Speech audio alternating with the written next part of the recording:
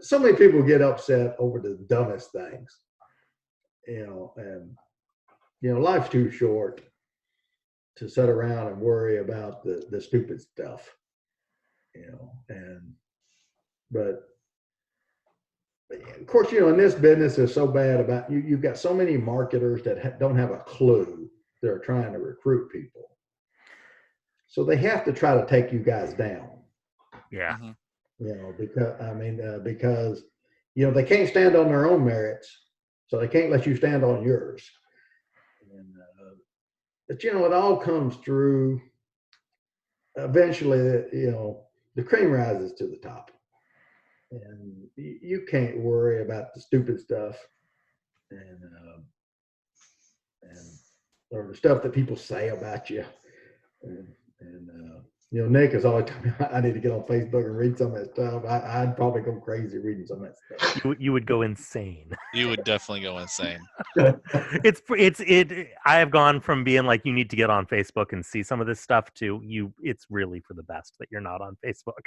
Your head would explode. You would have to start waking up at 3 just to spend enough time to get ready for your day. So I'm going to see Nick and Ivy here in a couple of months. Yeah. Looking forward to it. We're going down to Mexico.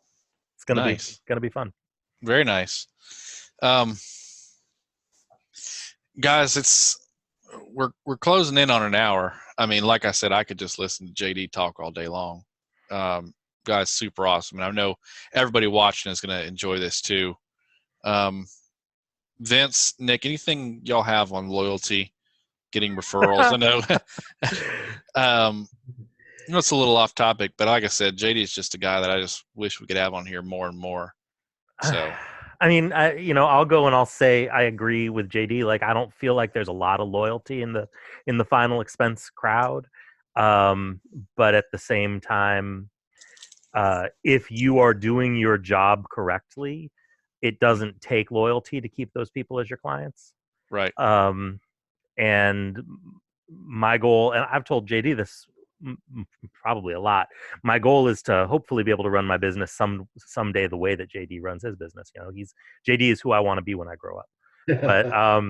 But if you do things like answer your phone when clients call them back if you miss their call. If they need service work, go help them change a bank account, go help them change their beneficiary, go take care of them. And you do start getting people calling you up and saying, hey, by the way, my cousin needs insurance. Or, hey, by the way, my best friend just told me that they don't have any insurance. Or calling you up and saying, hey, Mildred told me to give you a call, which is the best. Right. Hey, I got one the other day. I was in the middle of helping a lady take out a loan on her policy. And she had to go over to her neighbor's house to take a picture of a loan document that missed a signature, and it was a thing. And we had to email stuff back and forth with the insurance company. And my client needed the loan like yesterday because she was bouncing checks. And when it was all done, her neighbor had helped her out, got on the phone and said, hey, by the way, I'm moving to Florida in a couple of days, and before I move, I want to take out some life insurance. Can you help me right now? Sure. Yeah. Your highest maintenance clients, and sometimes they drive you crazy. They are also your best referring clients. Yes. Mm-hmm. Over time. I mean, it may take a long time. I got a call Friday from a girl who has moved to Florida. She's divorced her husband, and she's needing to change her address and beneficiary. And this is a $30 a month, fully underwritten, that's been on the book 3 years. So I'm making $1.50 a month. And I'm sending her, I sent all the forms to her within and then, for her to sign with a self-addressed signed envelope back to me. But while we were on the phone, she said, hey, I've got a friend that needs some insurance too. you know, and now it didn't lead to anything right now, but I think it's going to. And, and like I said, I don't ask people, I even tell people when I'm talking referral, I'm not saying I've never asked because I'm sure I was taught the same line of business you get from uplines to ask, for names. You hear all these people say, when I was doing this, I'd get 5 names from every person I talked to. I said, yeah, right. How come you didn't never make a company convention or anything then? How come you didn't write any business then? I didn't know to ask those questions back then. I know to ask that now. Right. And that line of bull, but I found out early on that's a quick way to lose a friend is send your insurance agent over to them. Yep. And so I won't ask people if you call, if Nick told me call Matt, about, and I'll call you up. Say, Nick told me to call you up, Matt, about your life insurance. Where you going? Next time you talk to Matt, what the hell you send that to me for? But if you do a good job for people, over time, when insurance talk comes up, and it does, they're going to say, here, call my guy. You got to be top of mind. And now it may take years. That's why I talk about the macro, not the micro. If an agent thinks and he's going to be in this business and he wants to write a ton of business for a year or two and then start recruiting, I would tell him to do exactly the opposite of what I do. Just have them mail the policies and do all this other stuff. Make your money now and hit, strike while the iron is hot. But I want to be in the business a long time, and it just adds up over time. I'll get calls from people. Well, I said that lady I'm seeing tomorrow evening. I first wrote her 5 years ago. Now when she wants to add coverage, who she call? Yep. And she's had a couple of. She's a direct express payer. Her card has expired a couple of times. I got her card, updated for her. So, I've done a lot of service work over the years with this lady. But now when she wants to add coverage, who does she call? And, it's just, and I'm a loyal person myself, so, I have my oil change, my tires rotated, my all my service work done at the same shop, any kind of automotive work. I wouldn't go anywhere else. And this guy, he's super busy, but I could send him a text tonight and say, hey, man, I need to get my oil change tomorrow. He said, okay, bring it by, I'll work you in. So they're loyal to me too. So, life works like that. And the people who aren't that way, I don't really care if they're my clients anyway. And so, it's, and, people pick up on that. It's the same thing with, I've always done well in the Black community. I don't know why. And because I played ball, a lot of ball teams I've been on. I've been the only white guy, maybe one of two. But a guy, he's one of the guys that play ball with. He's a top car salesman in this region and stuff. And his brother-in-law was getting into the insurance business, and he wanted me to come talk to him at breakfast. It's been 2 or 3 years ago, and we sat there and what's going on, and I was telling him, being a black guy, and I said into the area, I said, you're going to have like a little bit of a built-in advantage in some of these communities around here. And JJ, the guy said, he was All-American, and he looked at me, he said, well, you don't have no problem in the Black community? And I said, you're right, JJ, I don't. I said, but you know what? That's a lot of conversation I have with other agents. I said, why don't I? And he just sat back. He said, we just know. And And I guess that's true. Sometimes you just know.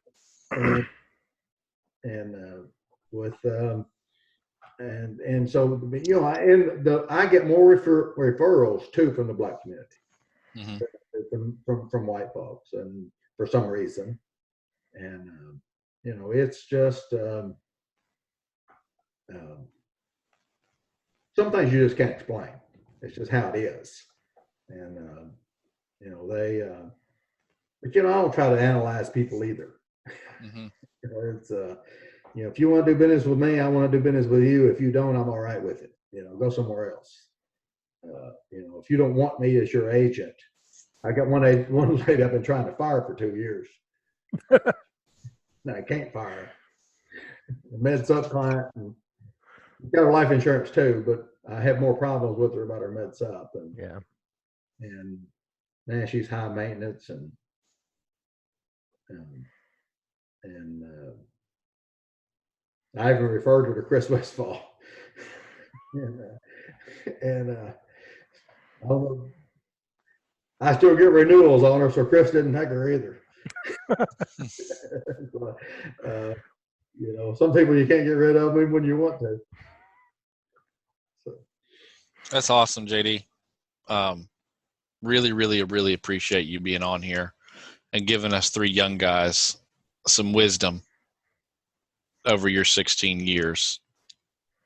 It's supposed to be a topic video, but you just started talking, and we all did. You just all heard us be quiet.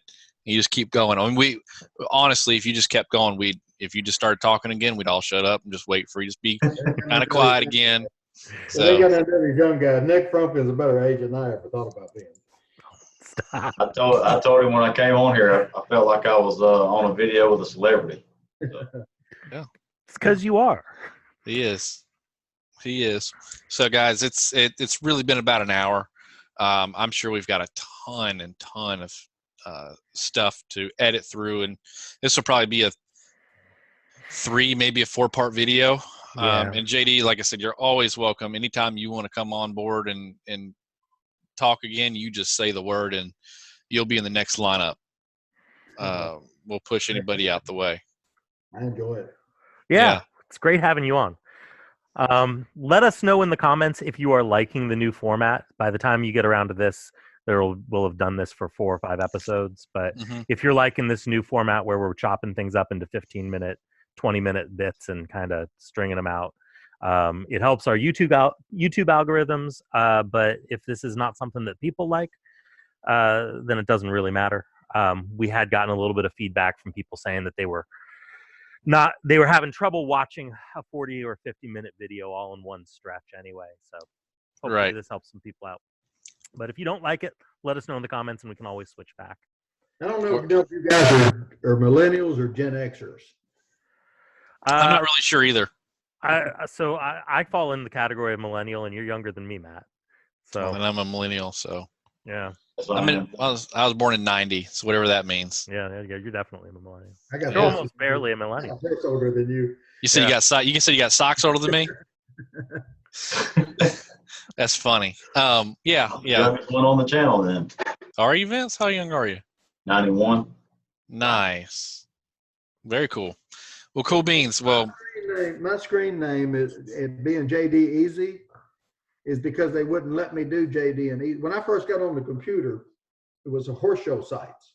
Yeah. And my horse is Easy. He's we're the world champion, and it was JD and Easy. But a lot of people won't let you put the and. Right. It was JD Easy is where that came from. Right. Well, Easy's older than both of you guys now. Well, I'm sure if anybody wants to comment below in the YouTube, JD is very active in actually commenting on there, and he will. If you say something he doesn't like, he'll rip you apart too. He's good for that, which I really appreciate. So, really, really enjoyed having you on, JD. It's always a pleasure, my friend. You guys calling the companies. Say again. You guys calling. All right. Well, again, if you haven't yet, like, comment, subscribe. We're going to send JD out to save some insurance, and if he's on the case, you're going to get sold. So, Nick, it's always a pleasure, my friend. Thank Vince Connell, what time is it, my friend? Nice to meet you, Vince. 8-11. You too. 8-11. Always a pleasure, guys. Well, if y'all need anything, just reach out to us at theinsurancepanel@gmail.com. Like, comment, subscribe, put the bell notification on, and make sure you comment in YouTube, not Facebook. Y'all have a good one, guys. See you later.